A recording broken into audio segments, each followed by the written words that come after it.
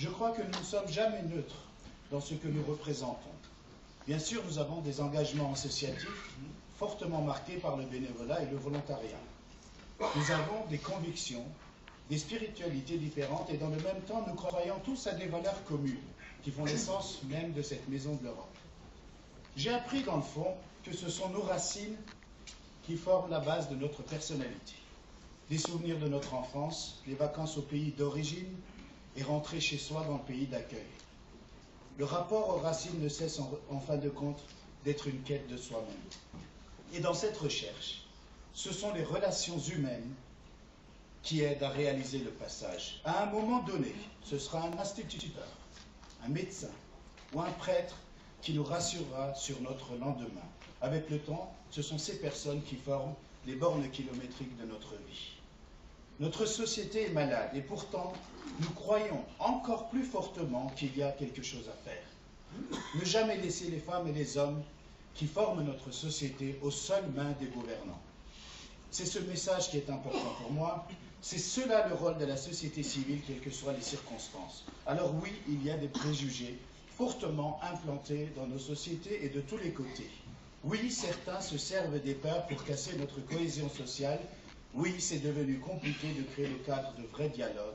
Et pourtant, vous ici, vous y arrivez dans votre action quotidienne. Dans cette Europe multiculturelle, il est plus que jamais nécessaire de bien comprendre la présence de la diversité culturelle. Lui donner la place qui permettra à notre société de devenir plus équitable et performante sans laisser les gens de côté. Aujourd'hui, toutes les spiritualités méritent le respect. L'ouverture à l'autre, par la compréhension mutuelle, est la vraie clé du vivre ensemble. La précarité, les inégalités, la violence qui touche surtout les femmes et les enfants, ainsi que le manque de solidarité, marquent malheureusement le début de notre siècle. De plus, la xénophobie avec ses déclinaisons christianophobes, antisémites ou islamophobes ne fait pas seulement germer la haine dans notre entourage, elle attaque et elle tue. La différence est vécue comme un danger et les droits fondamentaux sont menacés même au cœur de l'Europe. Alors, je crois que cette diversité, qui est en réalité la richesse, la vraie richesse de l'Europe, à mon sens, doit se refléter dans le bureau de notre conférence. Vous le savez, l'islam est une religion qui déchaîne les passions et qui pose de nombreuses questions auprès de nos concitoyens.